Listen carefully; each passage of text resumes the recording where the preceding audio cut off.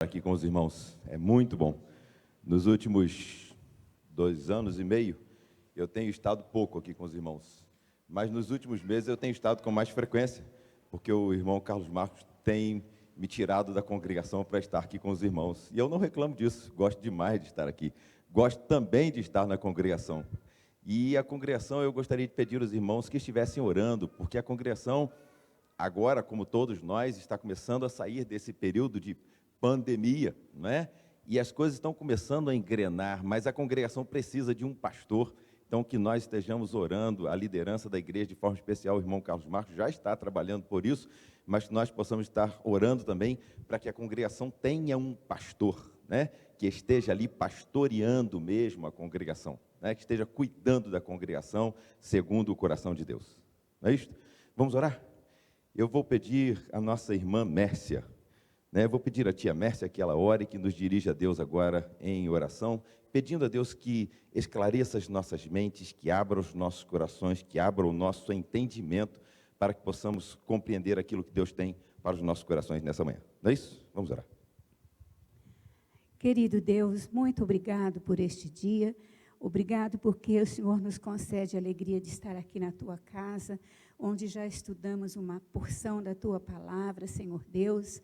E agora nós estamos aqui para poder ouvir mais uma parte daquilo que o Senhor tem preparado para nós neste dia. Obrigado, Senhor, pelas alegrias que invadem o nosso coração, que invadem o nosso lar. Mas nós também te suplicamos, Senhor Deus, por aqueles lares que estão sofrendo, pelas pessoas que estão esfriando na fé, que o Senhor possa ter compaixão dessas pessoas e levantar, Senhor, pessoas para continuar falando de Cristo para essas pessoas, para ajudá-las a ter força e condição de estar aqui conosco para ouvir a Tua palavra. Senhor, nós pedimos que o Senhor agora use a vida do Edeltinho nas Tuas mãos, Senhor Deus, para que a mensagem que ele venha trazer venha de encontro às nossas necessidades, venha encontrar guarida nos nossos corações e que nós possamos sair daqui transbordando pelo poder do Teu Espírito Santo.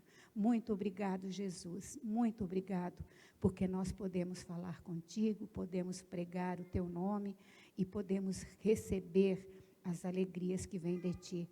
Fica conosco, Jesus, nós oramos em Teu nome agradecido. Amém.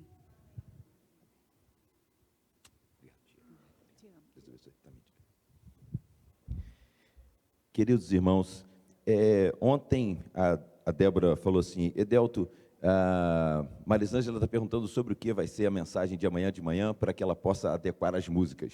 Foi isso, Marisângela? E eu disse, vou falar sobre a igreja. E ela disse, mas o que sobre a igreja? Eu falei assim, sobre a igreja. Né? Mas, antes de começarmos, eu quero dizer aos irmãos o que vai no meu coração, o que tem estado no meu coração, o que tem passado no meu coração. Quando os filhos eram pequenos, logo descobrimos, eu e Débora, que não daríamos conta daquela tarefa, porque era muito grande para nós. Né, Lu? É uma tarefa muito grande, é uma tarefa muito grande. E então, graças a Deus, seguimos o exemplo de nossos pais, de nossos avós, de nossos bisavós, e trouxemos as crianças para a casa do Senhor. Mas depois de crescidos e criados, e agora trazendo para nós os seus netinhos, nós vemos que realmente não teríamos conseguido, e aquela nossa escolha lá atrás, na verdade, não partiu somente do nosso coração ou de nossa sabedoria, mas partiu do coração do próprio Deus, movendo os nossos corações, porque com certeza absoluta, eu não sei quanto aos irmãos, mas quanto a mim, a Débora, Marisângela, eu posso dizer, nós não teríamos conseguido se não fosse pela igreja. E se alguma coisa não foi bem feita, fomos nós que interferimos e não fizemos bem feito. Porque o que foi bem feito foi pelo Senhor e pela instrumentalidade da igreja. Que bênção ver as crianças correndo aqui para lá e para cá, e os nossos também corriam, e a gente precisava dar bronca neles para eles respeitarem a casa do Senhor, e os outros davam bronca neles também para eles respeitarem a casa do Senhor, e assim eles cresceram respeitando a casa do Senhor. Certa vez uma professora me perguntou assim: Edeltinho, o Leonardo, eles não eram fáceis, né? Nenhum dos três. O Leonardo, eu precisei assim chamar a atenção dele. Você me desculpa? Eu falei: desculpo pelo quê, irmão? Pelo quê, irmã? Não, porque eu precisei chamar. Não, irmã, não, irmã, não, irmã, não, irmã. A irmã está colocada lá como professora das crianças pelo poder e pela direção de Deus. Irmã, a irmã pode chamar a atenção, pode botar de castigo, a irmã pode punir do jeito que a irmã quiser, porque eu tenho certeza que a irmã é um instrumento de Deus na vida do meu filho. Irmã, e o que a senhora fizer, diga o que a senhora fez, que eu dobro em casa, não tem problema. Não, eu não posso fazer. Pode, irmã, é por isso que eu trago meu filho para cá. É por isso que eu trago meu filho para cá. Mas agora, Romualdo, tem uma outra preocupação. É que além do Rafael, até o final deste ano, meus irmãos, eu receberei mais 3 netos lá em casa. Até o final deste ano, tia Edna, eu serei avô de 4. Ficou para trás, Lu? Isso. Até o final deste ano eu serei avô de 4. Mas marcou muito a minha memória, uma vez que um pastor esteve em nossa igreja. Eu não me lembro quem foi o pastor, não sei se foi o pastor Irlande, mas a mensagem eu não esqueci, quando ele disse: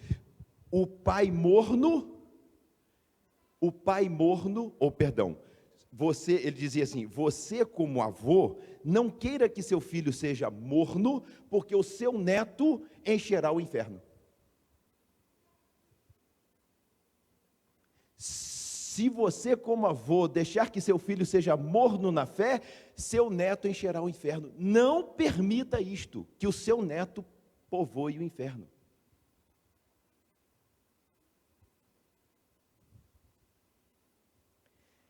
Ontem eu passei a tarde, acho que a tarde inteira, em frente à televisão. Eu quase nunca faço isso. Isso é coisa rara demais, mas é muito rara. Mas ontem eu sentei em frente à televisão e também em outros momentos com a Bíblia, estudando sobre os últimos tempos. E ouvindo mensagens e estudos e palestras extraordinárias sobre os últimos tempos. E é isso que eu queria trazer para os irmãos. Nós estamos, como Igreja de Cristo, vivendo os últimos tempos. E é possível que você ainda não esteja atentando para o fato de que estamos vivendo nos últimos tempos. Anderson, Paulo esperava que Jesus voltasse ainda naquela geração. E é verdade que para Paulo, Jesus voltou naquela geração, porque Paulo morreu. E nada há mais a fazer depois que morrermos. Mas existem sinais que estão se tornando cada vez mais intensos, cada vez mais próximos, cada vez mais presentes da volta de Cristo. E se olharmos a história, vamos ver que guerras, terremotos, fomes e pestes sempre existiram, mas eram mais distantes umas das outras. E agora, como que nas dores de parto, elas estão se tornando cada vez mais próximas umas das outras, e a volta do nosso Senhor Jesus Cristo, tudo que a Bíblia descreve como que vai anteceder a volta de nosso Senhor Jesus Cristo, parece quase que o texto de um jornal que você leia, ou de uma revista que você leia, ou de um jornal que você assista. Se você sentar diante da televisão, parece que você está vendo, na boca dos ímpios, parece que você está vendo o relato bíblico. E eu queria pensar com isto, sobre isto, a respeito disto, com os irmãos, e a respeito da igreja, e a respeito da importância disto que fazemos aqui. Eu quero pensar um pouquinho com os irmãos, a respeito da igreja, porque a igreja foi criada por Deus, a igreja foi criada por Cristo, e ela foi criada por Deus, por Cristo, para que nós vivêssemos em comunhão, porque este ambiente aqui nos levará até a volta do nosso Senhor Jesus Cristo. A igreja é de Cristo e sobre ela as portas do inferno não prevalecerão. Então, se você não quiser que as portas do inferno prevaleçam sobre a sua vida e sobre a vida de sua família, este é o único lugar que você pode estar, cujas portas do inferno não prevalecerão sobre ele. Vamos abrir as nossas Bíblias? Lá em 2 Timóteo, no capítulo 3. Eu gostaria que você guardasse isto na sua mente. Se você não quiser que as portas do inferno prevaleçam sobre sua vida e sobre a vida de sua família, esconda-se aqui. Há dias eu ouvia um pastor falando sobre a igreja, fazendo diversos estudos sobre a igreja. E ele falando sobre a igreja, ele dizia isso: as portas do inferno não prevalecerão sobre a igreja, é na igreja que nós podemos nos esconder. E ele ainda dizia mais: imagine que a igreja é para você como a embaixada do seu país, quando você está num país distante. Olha só que figura bonita, irmão Vladimir. Ele diz, é como se a igreja fosse a embaixada do céu na terra. Se você está num país distante, num país que não é o seu país, e alguma coisa acontece de errado, corra para a embaixada, porque dentro da embaixada, a embaixada é propriedade do seu país numa terra distante. Se um americano estiver aqui no Brasil e ele precisar de socorro do governo americano, ele pode correr para dentro da embaixada dos Estados Unidos, e na embaixada dos Estados Unidos, nem a polícia do Brasil pode entrar, porque aquilo ali é terra americana, é solo americano. Da mesma forma, se você estiver lá nos Estados Unidos e correr para dentro de uma embaixada brasileira, você está dentro de solo brasileiro e aquilo é inviolável, eles não podem entrar. A igreja é a embaixada do céu na terra. A igreja é aquilo que a Bíblia garante a você: as portas do inferno não prevalecerão sobre ela. E nós vamos ver por quê. Mas vamos primeiro lá em Timóteo, 2 Timóteo capítulo 3.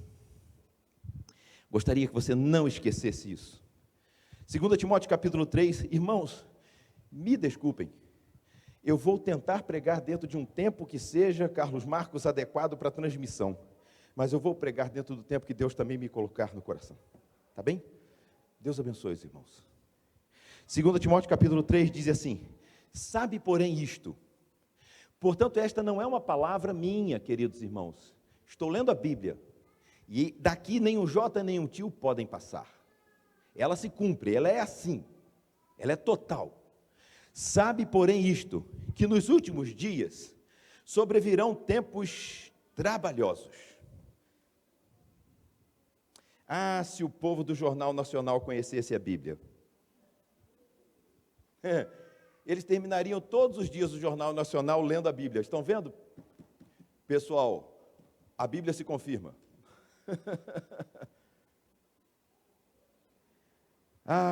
Sabe, porém, isto, que nos últimos dias sobrevirão tempos trabalhosos, porque haverá homens amantes de si mesmos, avarentos, presunçosos, soberbos, blasfemos, desobedientes a pais e mães, ingratos, profanos, sem afeto natural, irreconciliáveis, caluniadores, incontinentes, cruéis, sem amor para com os bons, traidores, obstinados, orgulhosos, mais amigos dos deleites do que amigos de Deus, tendo a aparência de piedade, mas negando a eficácia dela.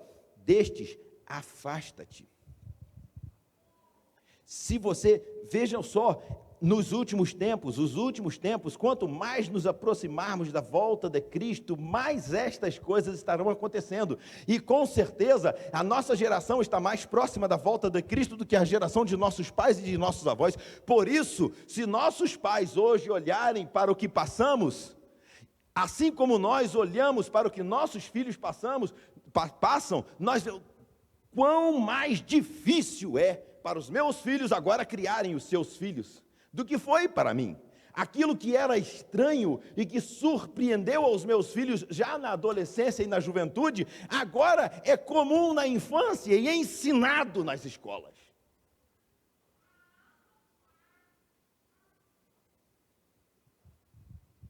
Nos Estados Unidos, muitos já não dizem mais Feliz Natal, agora é Boas Festas. Porque Feliz Natal agride ao direito do outro não acreditar em Jesus Cristo.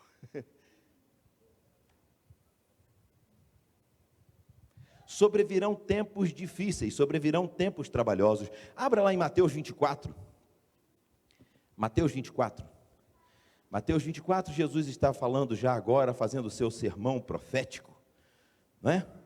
Em Mateus 24, o próprio Jesus nos diz assim, em Mateus 24, são palavras do próprio Jesus. Aliás, em Mateus 24, em 2 Timóteo, e de Gênesis a Apocalipse, do princípio até o amém, do princípio, no princípio, lá do Gênesis até o amém, do Apocalipse, tudo é palavra de Jesus.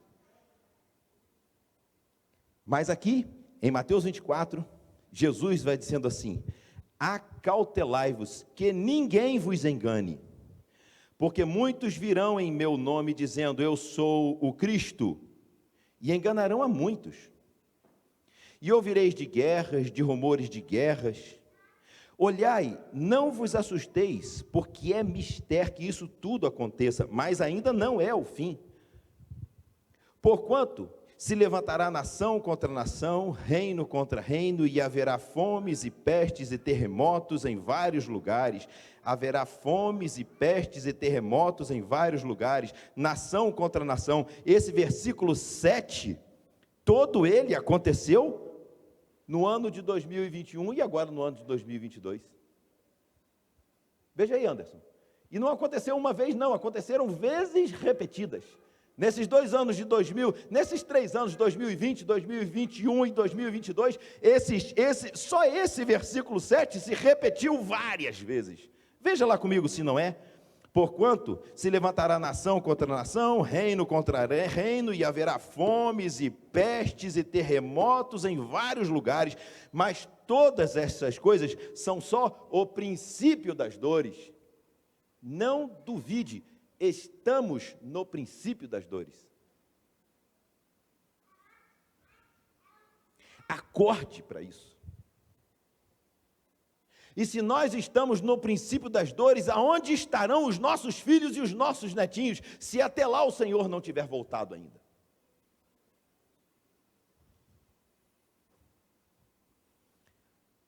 Todas estas coisas são o princípio das dores. Agora no versículo 9, guarde a palavra sofrimento no versículo 9. Porque quando estas coisas começarem a acontecer, então vos hão de entregar para serdes atormentados e maltratar-vos-ão, e sereis odiados de todas as gentes por causa do meu nome. Saia hoje na televisão e fale de Jesus Cristo, e fale dos princípios de Jesus Cristo, e fale numa universidade das coisas de Jesus Cristo.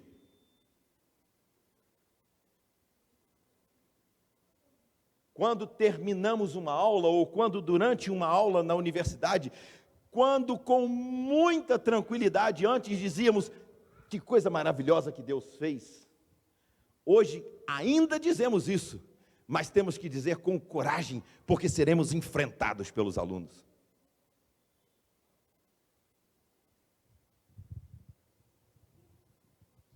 Os alunos que nos agradeciam muito mais, porque ensinávamos para eles os valores da vida, arrancados da palavra de Deus, do que pelas disciplinas que ensinávamos.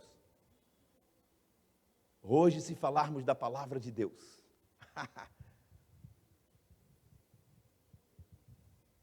aquilo que era estranho é o mais comum dentro das universidades.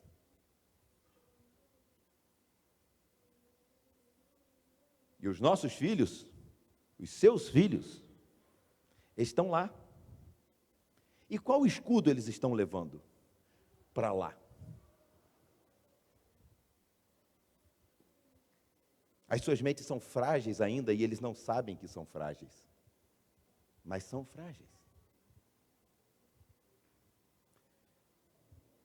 Eu não sei quanto a você, mas quanto a mim, se já na época em que criei os meus filhos, que não foi tão longe, mas as coisas estão numa velocidade tão grande, que elas vão muito longe em pouco tempo, elas mudam muito rápido em pouco tempo.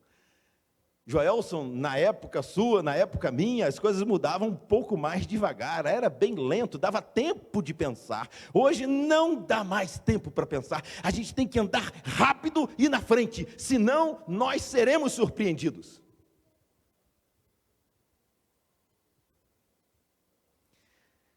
O versículo 9 nos diz assim: então vos hão de entregar para serdes atormentados, maltratar-vos-ão, e sereis odiados de todas as gentes por causa do meu nome. Agora, o versículo 10 é enfraquecimento. Neste tempo, muitos serão escandalizados, muitos dos que estão na igreja, muitos serão escandalizados, trair-se-ão uns aos outros, e uns aos outros se aborrecerão. O versículo 11 quer dizer afastamento, apostasia, e surgirão muitos falsos profetas, e enganarão a muitos. O versículo 12 continua: e por se multiplicar a iniquidade, o amor de muitos esfriará. E por se multiplicar a iniquidade, o amor de muitos esfriará.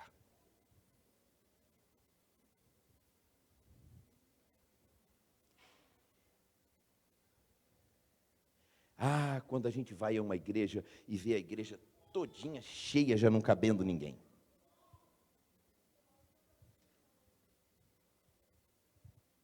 Que alegria.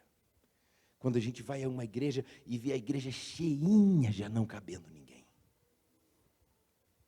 Há tempos atrás eu preguei numa igreja na Baixada Fluminense, numa comunidade bem distante, e eu fui entrando naquela comunidade, Romualdo com Débora, e Débora foi falando assim: meu filho, aonde é essa igreja? E nós contamos 19 igrejas, mas todas elas daquelas igrejas assim pequenininhas, de uma porta e 3 cadeiras, entendeu? Gente, mas tem essa igreja, onde você vai? É onde essa igreja, Deus? Aí acabou a rua, tinha uma ponte tão estreita que só dava para passar um carro. Se viesse outro, é sempre assim, quando vão passar 2 carros, um espera o outro que está vindo no sentido oposto, porque não dá para passar. Aí passamos por aquela ponte. Quando cruzamos aquela ponte, uma igreja enorme, com uma quadra poliesportiva, uma igreja enorme, enorme. E ao terminar aquela mensagem, e ao fazer o apelo, a igreja estava superlotada. Uns 20 ou 30 só ficaram assentados. Toda a igreja veio à frente. Vocês acham que algum sermão pode fazer isso? De jeito nenhum. É porque aquele sermão falou de peixe a pescadores, falou de semente a agricultores, falou de Cristo a cristãos, falou de trabalho a trabalhadores. Aquele sermão entrou como chave numa fechadura. Entrou como uma reação enzimática. Os meninos que são da área médica sabem o que é isso. É uma coisa justa, que não cabe de outro jeito. A palavra de Deus tinha lugar perfeito naqueles corações. E por isso a igreja inteira veio à frente.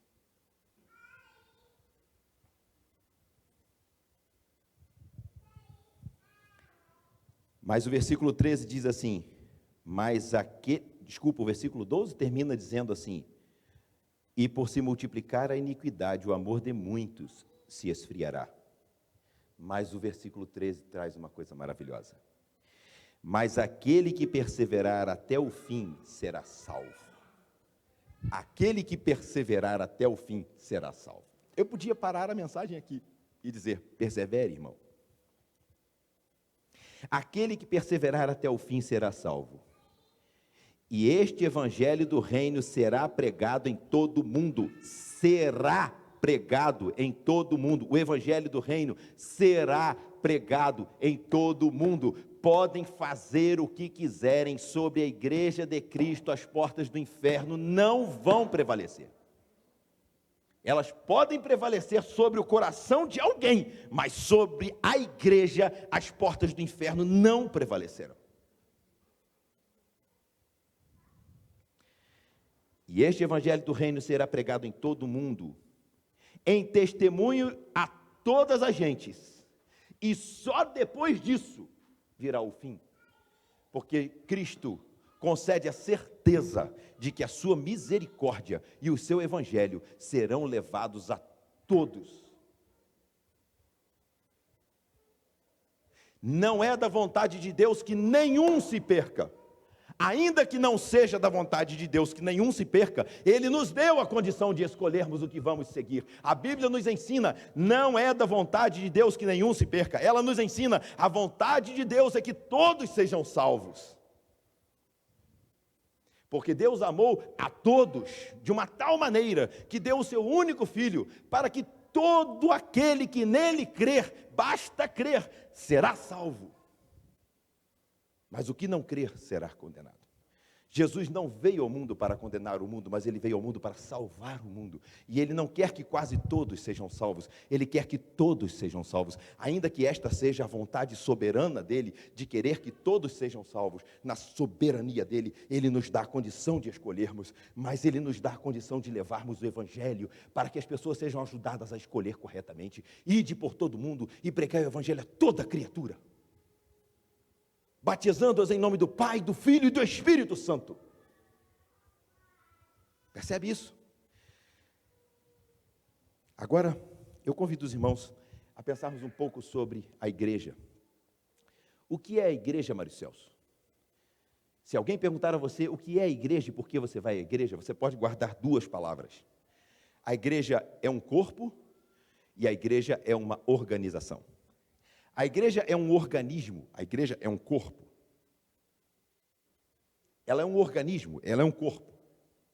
Mas ela é também uma organização. Guarde a diferença. Como corpo, ela é propriedade do céu. Ela é algo que será levado de volta para o céu. Como corpo, ela é parte do próprio Cristo, porque Cristo é a cabeça. E nós somos o corpo de Cristo. Se somos o corpo de Cristo, somos parte de Cristo. Entende isso? O meu braço é braço. Mas ele não é braço, sozinho e separado do meu corpo. Sozinho e separado do meu corpo, ele é um pedaço de carne que nem se movimenta e logo apodrece. Mas unido ao meu corpo, dirigido pela minha cabeça, ele faz o que eu quero. E se ele não fizer o que eu quero, há uma incongruência, há uma desobediência entre o que ordena a minha cabeça e o que faz o meu braço. Esse meu braço, então, é inútil e é um peso para o meu corpo. Mas se o meu braço obedece precisamente às ordens da minha mente, ele se torna um instrumento nas mãos, ou se torna um instrumento como mãos da minha cabeça. Este corpo vai para o céu. Então, como organismo, a igreja vai para o céu. Mas como organização, ela é um instrumento de Deus aqui na terra. Dá para entender isso? Como organização, a igreja é um instrumento de Deus aqui na terra. Um instrumento de Deus para aquilo, para que as portas do inferno não prevaleçam sobre o evangelho. As portas do inferno não prevalecerão sobre a igreja, porque ela é o corpo de Cristo. Se as portas do inferno prevalecessem sobre a igreja, prevaleceriam sobre o corpo de Cristo. Entende o raciocínio? Vamos lá. Efésios 1. Eu gostaria de ler a Bíblia inteirinha com vocês, para pensar sobre essas coisas. É que não dá, né? O nosso tempo não dá. Mas se nós lêssemos a Bíblia inteirinha, na Bíblia inteirinha nós encontraríamos tudo isso.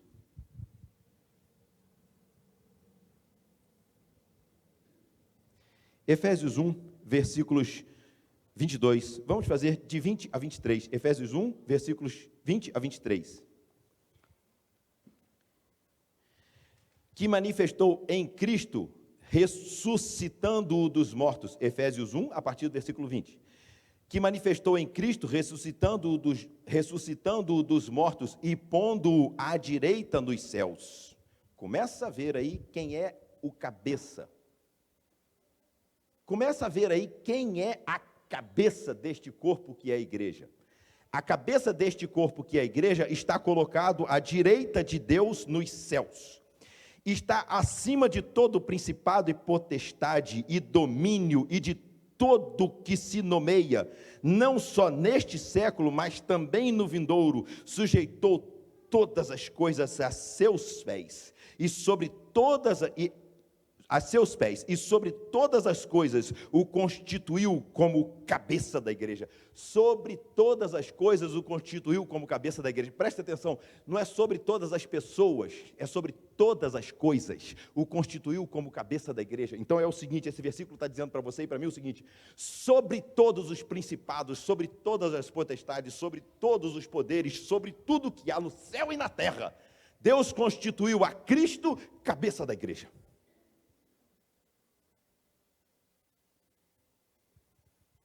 Quando você ouve alguns púlpitos ensinando de guerra espiritual e de não sei... gente, esta guerra quem luta por nós é o nosso próprio Senhor, porque Ele é autoridade sobre tudo que há nos céus e na terra e debaixo da terra. Ele é o cabeça. E você faz parte deste corpo, cuja cabeça é Jesus Cristo. Alguns homens e mulheres dos quais o mundo não era digno, foram maltratados, cerrados, mortos ao fio da espada, porque pela fé eles se conduziam, porque sabiam do que faziam parte. Joelson, eu não sei se o meu netinho vai ver as dores dos últimos dias. Eu não sei se nós experimentaremos ou não a possibilidade de comprarmos ou não comprarmos. Eu não sei se eu poderei comprar o alimento para os meus queridos, ou se chegará o dia em que eu não poderei comprar o alimento para os meus queridos, a menos que negue a Jesus.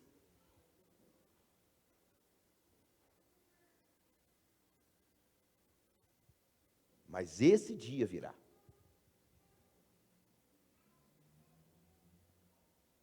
E eu terei que estar alimentado o suficiente, e alimentados terão que estar os meus o suficiente, para que ao chegar a fome física, eles se lembrem que nem a morte nos separará do amor de Deus que está em Cristo Jesus, nosso Senhor.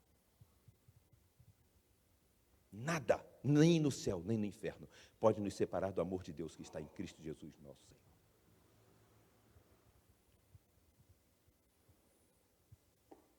Filipenses é um dos trechos mais, não é um dos trechos mais gostosos, mas é um dos trechos que com frequência vem à minha mente. Filipenses 2, a partir do versículo 9. Vocês já leram um trecho desse capítulo 2, quando dizia, haja em vocês o mesmo sentimento que houve também em Cristo Jesus? Eu vou ler isso tudo, não é possível. Portanto, se há algum conforto em Cristo, se há alguma consolação de amor, olha, você vai ficando triste, parecendo com as notícias do final dos tempos, né? Mas se há algum conforto em Cristo, se há alguma consolação de amor, se há alguma comunhão no Espírito, se há alguns entranháveis afetos e compaixões, completai o meu gozo para que sintais o mesmo, tendo o mesmo amor, o mesmo ânimo, não desanimem. Sentindo a mesma, não desanimem. E ensinem aos seus filhos, não desanimem. Porque os seus filhos vão ensinar a seus netos, não desanimem. Se nossos pais viveram uma época deliciosa, onde cantar os louvores a Deus era maravilhoso, talvez os nossos filhos e os nossos netos não vivam mais isso. Se nós pudemos com muita alegria fazer os cultos na praça, lembram dos cultos na praça? Lembram dos dias em que descíamos a Rua Teresa evangelizando com folhetos? Lembram dos dias de nossa infância, quando com alegria podíamos ver os nossos pais, os nossos tios, os nossos senhores da igreja e senhoras da igreja cantando num coral da igreja, num coral na praça, e todos ali se reunindo para ouvirem aquilo.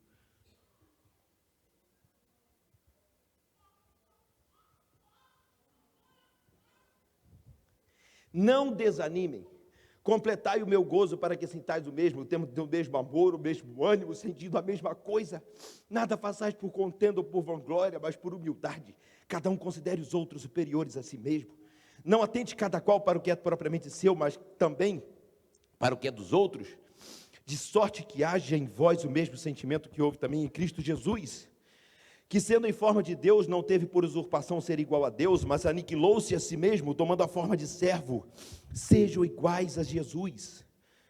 Sejam iguais a Jesus. Aniquilou-se a si mesmo, tomando a forma de servo, fazendo-se semelhante aos homens, e achado na forma de homem, humilhou-se a si mesmo, sendo obediente até a morte e morte de cruz. Por isso, nesse corpo, nesse organismo que é a igreja, Jesus reina sobre tudo e sobre a igreja, pelo que também esse Jesus, é esse que Filipenses diz, pelo que também Deus exaltou a Jesus soberanamente e lhe deu um nome que é sobre todo nome, para que ao nome de Jesus se dobre todo o joelho dos que estão nos céus e na terra e debaixo da terra. Jesus disse: é-me dado todo o poder nos céus e na terra. É-me dado todo o poder nos céus e na terra. E toda língua confessa que Jesus Cristo é o Senhor, para a glória de Deus Pai. Agora é uma palavra à igreja. De sorte, amados, de sorte, meus amados, assim como sempre obedecestes, não só na minha presença, mas muito mais agora na minha ausência, assim também operai a vossa salvação com temor e tremor, porque Deus é o que opera em vós tanto querer como efetuar segundo a sua boa vontade.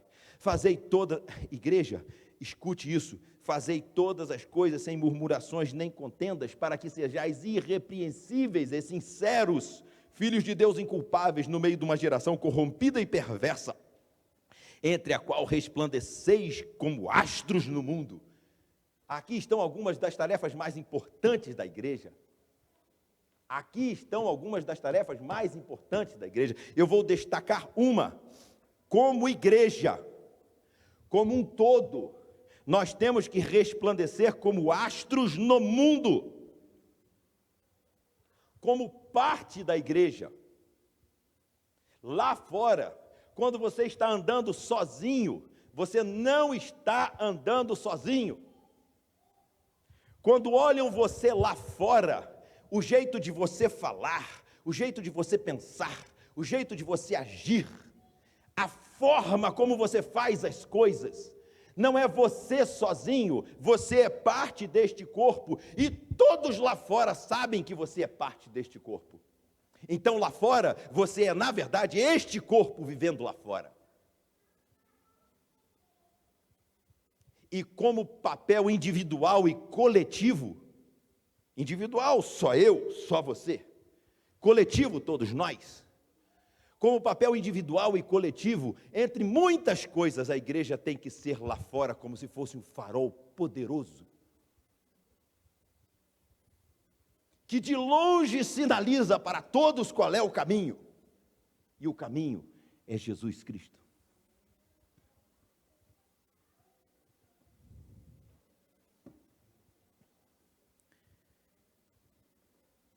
Para que sejais irrepreensíveis, sinceros, filhos de Deus inculpáveis no meio de uma geração corrompida e perversa, entre a qual resplandeceis como astros no mundo, filhos de Deus inculpáveis. Certa vez eu fui chamado para ir à direção do hospital, para falar a respeito de um problema que havia acontecido na equipe.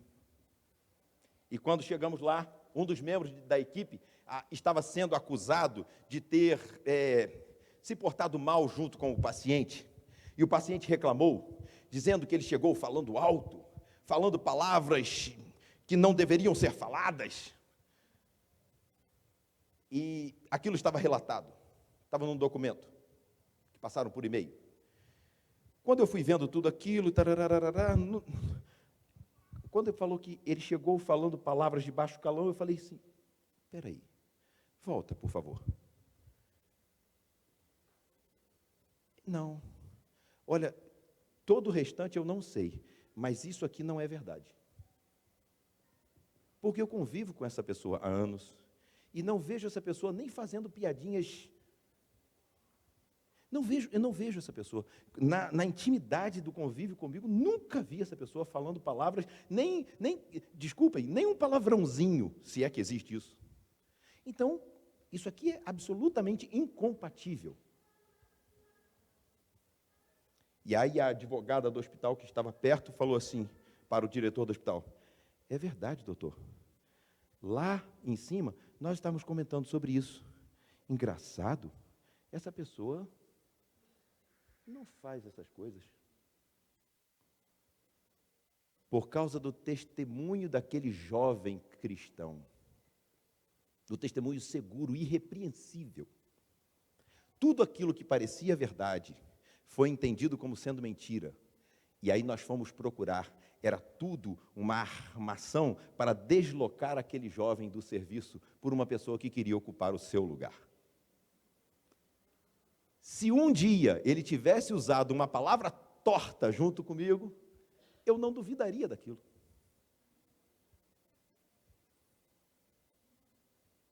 Percebem?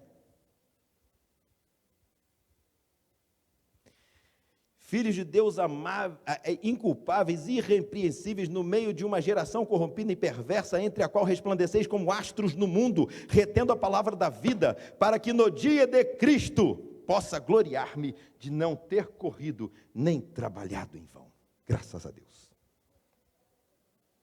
Em Efésios 5, versículo 22, nós estamos vendo agora a igreja como sendo corpo de Cristo. Efésios 5, capítulo 22. Efésios capítulo 5, versículo 22.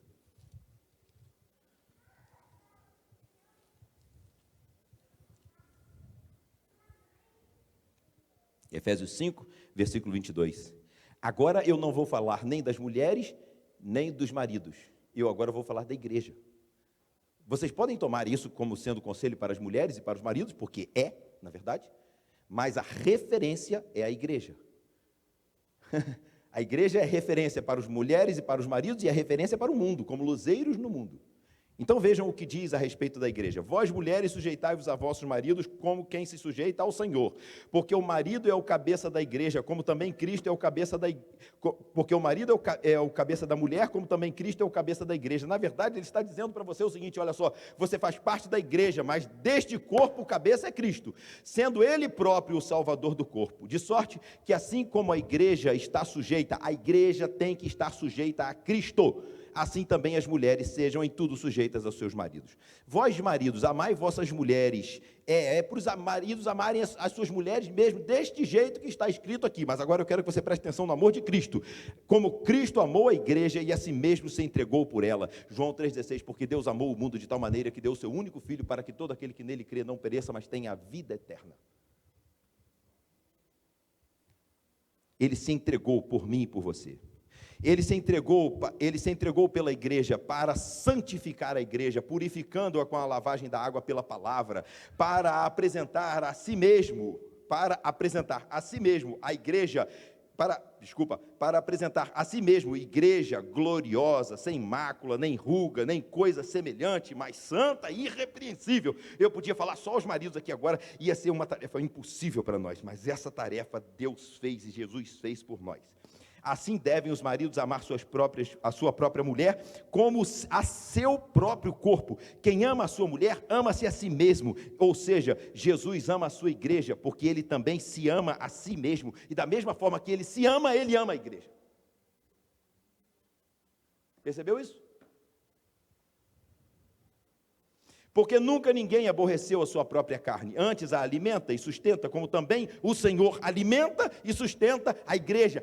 Eu podia parar aqui e pregar um monte de tempo só sobre isso, como também ele assim a alimenta e sustenta, como também o Senhor a igreja. Romualdo, eu podia falar um dia inteiro, uma semana inteira, acho que eu podia falar a vida inteira sobre isso, de que Cristo alimenta e sustenta a igreja. Ou não é isso que estamos sempre fazendo na igreja? Tentando passar para a igreja, tentando receber da igreja. Não é isso que fazemos uns com os outros? Lembrando sempre uns aos outros o que Cristo fez por nós? Sustentando e alimentando as nossas fés, ou a nossa fé? Quando estamos juntos, é como aquela história que se conta de um evangelista que chegou na casa do seu amigo, e o seu amigo era professor da escola bíblica dominical, era isso, era aquilo outro, era um líder dentro da igreja, mas ele resolveu viver o evangelho sozinho e fora da igreja. Aí o evangelista chega lá, e os dois sentados e conversando, o evangelista vai lá na lareira, toma uma brasa e coloca a brasa no chão. Eles eram muito amigos, ele tinha liberdade de fazer isso. Ele foi lá e pegou a brasa com a tenaz e colocou a brasa no chão, eles continuaram conversando. E de vez em quando o evangelista dava uma olhadinha ali para a brasa e tal, ele de vez em quando olhava a brasa, e teve uma hora que ele chegou a mão pertinho aí, viu que dava para pegar a brasa, pegou a brasa e colocou a brasa na mão. E ele disse àquele líder na igreja, um homem de Deus, mas num momento difícil de sua vida, ele foi admoestado pelo seu amigo, e ele disse, como esta brasa, enquanto você estava lá no braseiro, você iluminava e era iluminado, você aquecia e era aquecido. Agora, você não ilumina, nem é iluminado, você não aquece, nem é aquecido, você está frio e apagado.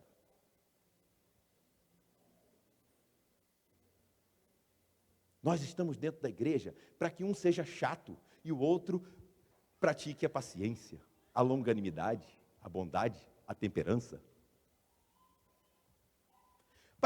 Para que um seja iluminado e abençoado e anime os outros na fé.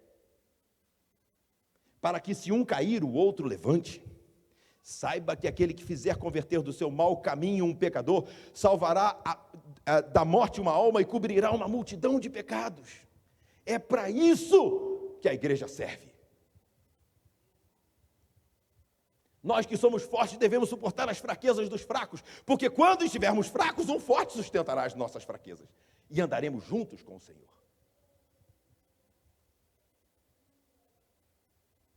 Porque este é o corpo que é o cabeça da igreja, mas ele domina sobre todos os poderes, na igreja e fora da igreja, nos céus e na terra e debaixo da terra.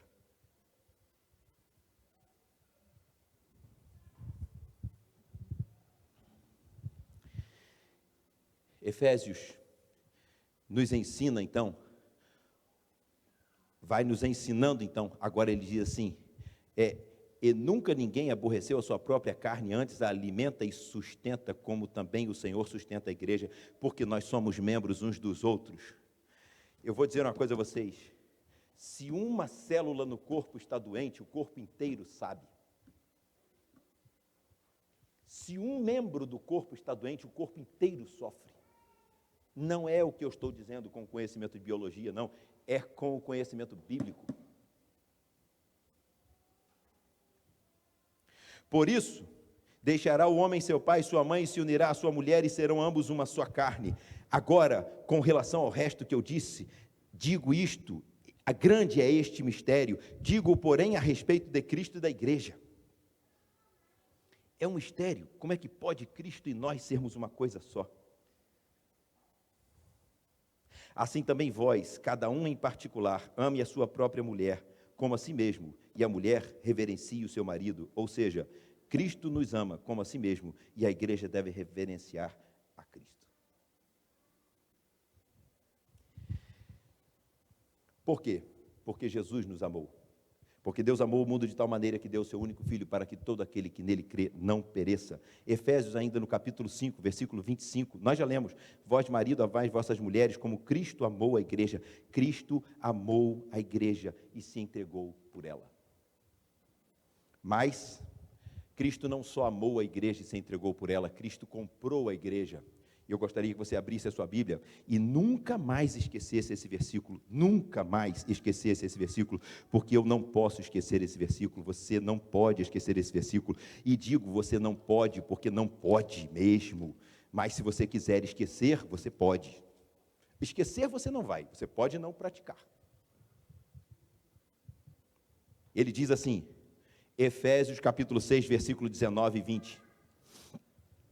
Ou não sabeis que o nosso corpo é o templo do Espírito Santo? Ou não sabeis que o vosso corpo, mas ele diz, ou não sabeis que o nosso corpo é o templo do Espírito Santo que habita em vós, proveniente de Deus, e que não sois de vós mesmos? O nosso corpo é o templo do Espírito Santo que habita em nós, proveniente de Deus. Nós não somos de nós mesmos. Os membros da igreja não são propriedade sua. Nós não somos propriedade nem da igreja, nem do pastor, nem mesmo de nós mesmos. Ainda que Cristo nos dê a liberdade de sermos donos de nós mesmos e nos levarmos à perdição, Ele nos convida a não nos levarmos à perdição. Ele diz, aquele que por amor de mim perder a sua vida, achá-la, e aquele que quiser ganhar a sua vida, perdê-la. Então, se eu e você entregarmos as nossas vidas a Cristo, vivo não mais eu, mas Cristo vive em mim, a vida que agora vivo, viva na fé do Filho de Deus, o qual me amou e se entregou por mim. Os meus pensamentos sendo levados cativos ao Senhor em oração, a minha vida sendo entregue ao Senhor em oração. A palavra de Deus agora, ela nos diz assim, não somos de nós mesmos. Não sabiam disso? É o que não é o apóstolo Paulo quem está perguntando isso, é o que Jesus, por sua palavra, está nos perguntando. Porque vocês foram comprados, nós fomos comprados por bom preço. Glorifiquemos, pois, a Deus no nosso corpo e no nosso espírito, os quais pertencem a Deus. O preço da minha vida e da sua vida foi pago pelo dono da nossa vida. Jesus comprou na cruz a minha vida e a sua vida. Por que ele comprou, se já era dele? É porque ele nos deu a vida.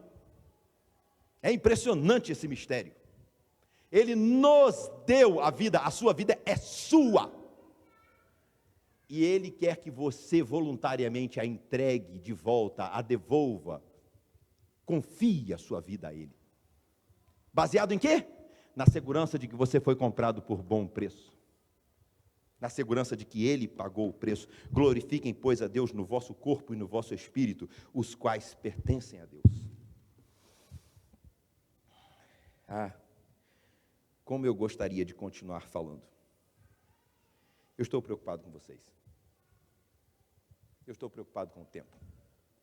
Numa outra oportunidade, se Deus me permitir, eu vou falar à igreja sobre os seus líderes. E vou falar à igreja sobre os seus pastores. Eu só quero consolar a igreja, porque um outro dia eu falo sobre isso. Mas hoje eu quero consolar a igreja, que hoje não estamos sem pastor. O nosso sumo pastor é o nosso Senhor e Salvador Jesus Cristo. Mas ele tem no coração dele alguém já escolhido. Nós temos a comissão de sucessão pastoral. E graças a Deus formada por homens e mulheres de Deus. E quando digo homens e mulheres de Deus, homens e mulheres que vão dobrar os seus joelhos e ouvir o que Deus ensina. E que eu já sei que eles trabalham baseados no que a Bíblia fala. Porque, desculpem, se trabalharem baseados em coisa diferente do que a Bíblia fala, eu, como parte do corpo de Cristo, vou me opor a isso, porque eu sou parte do corpo de Cristo.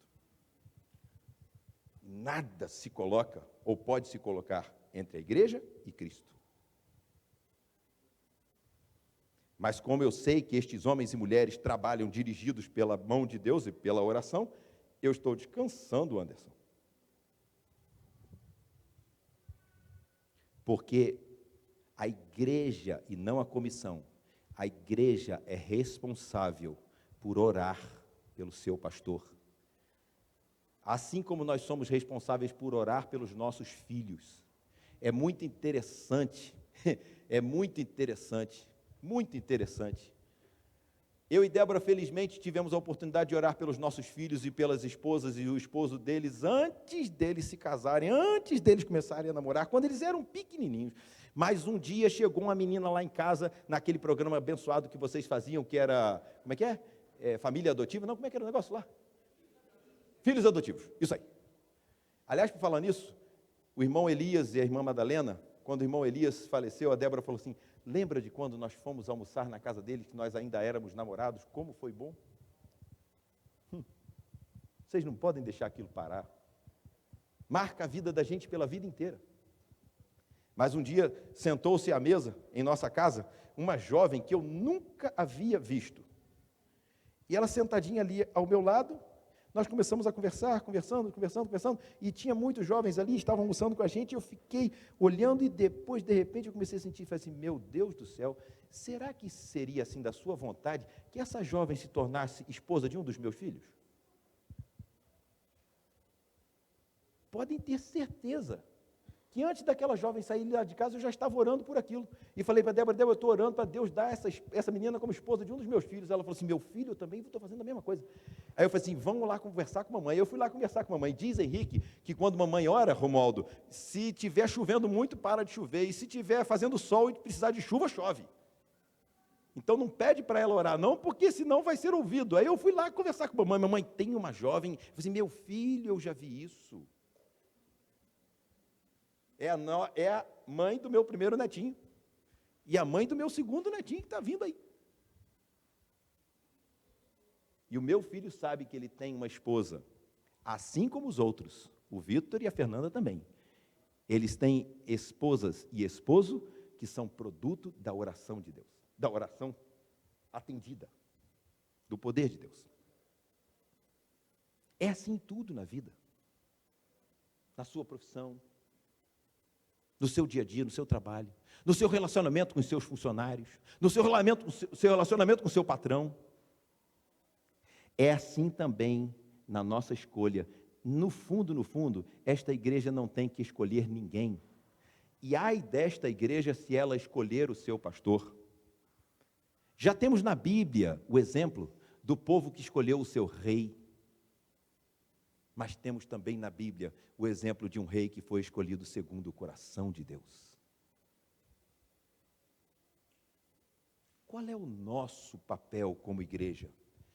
Eu quero confortá-los com a palavra do Senhor. Jeremias, capítulo 3, versículo 15. Jeremias, capítulo 3, versículo 15.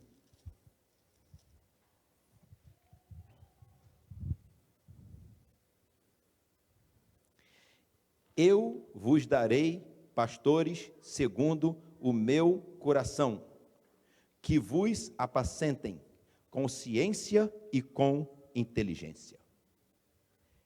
Eu vos darei pastores. Queridos, eu sou bisneto, neto, filho, sobrinho, primo e cunhado de pastor. Eu já vi pastor ser colocado em igreja para dirigir a igreja, porque quiseram colocar para ajudar. Eu já vi. Já vi. Desde criança eu vejo isso acontecendo, quando eu era pequenininho. Os meus tios, meu pai, eles eram líderes na denominação, e eu participava daquelas conversas entre pastores, e muitas vezes eu vi pastores sendo colocados para dirigirem algumas igrejas, porque aquilo era conveniente. Eu vi. E eu perguntava ao meu pai, pai, como é que é isso? Papai só ficava quieto. Pai, como que é isso? Ele ficava quieto.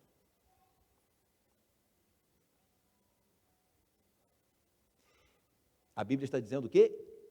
Eu quem? Eu, o Senhor, eu vos darei pastores. Eu vi uma igreja, eu vi algumas. Mas uma eu tive a oportunidade de acompanhar de perto, porque eu conhecia o seu pastor.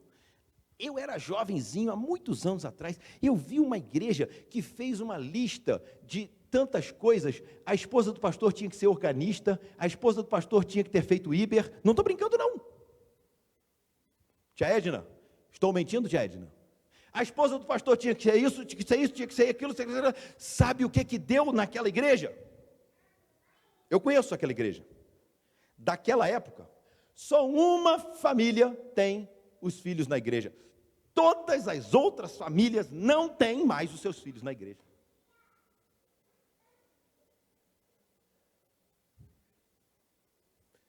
Eu conheço um exemplo. A senhora conhece quantos assim, tia Edna?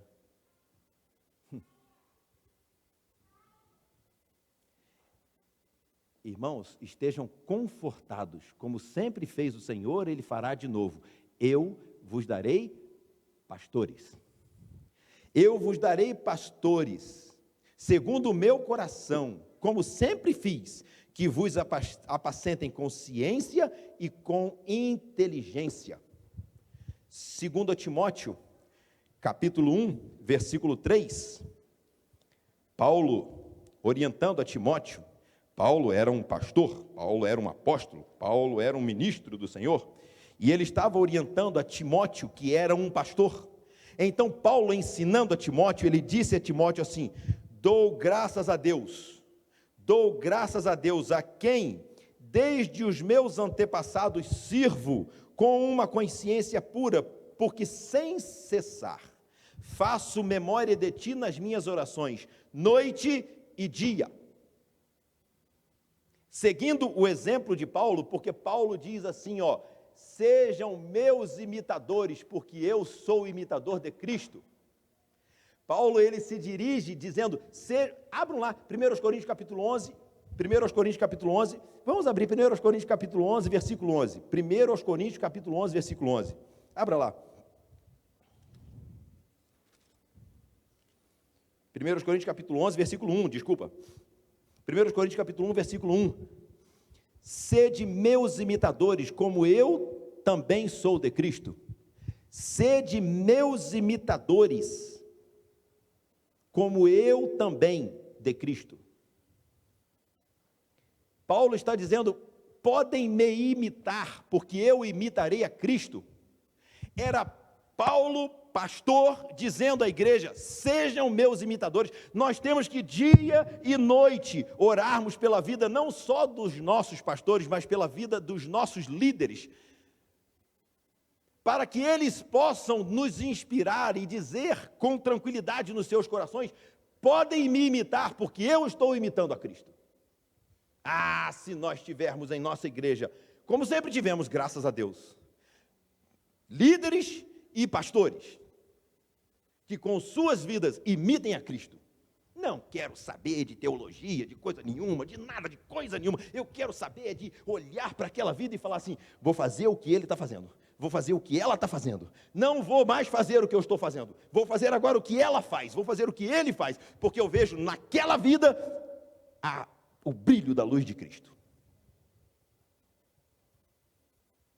Mas antes, eu não cesso de orar por vós, dia e noite. A igreja às vezes resolve escolher. Ela escolhe. O povo escolheu. O desastre é certo. Mas quando Deus confirma a sua palavra, eu vos darei pastores, a glória é certa, segundo o meu coração. Pastores que vocês possam imitar. Pastores pelos quais vocês orem dia e noite, sem cessar. Conforme o que eu planejei, por ser diferente do que Deus planejou, eu deixo o que eu planejei e obedeço a Cristo, ficando quietinho agora. Que Deus abençoe os irmãos. Nós somos um organismo, corpo de Cristo, Ele é a cabeça. Mas Ele não é a cabeça só sobre a igreja, não. Ele é Senhor sobre tudo que está nos céus, na terra e debaixo da terra. Ele é o cabeça de um corpo que jamais será vencido pelas portas do inferno, porque elas não prevalecerão sobre a igreja.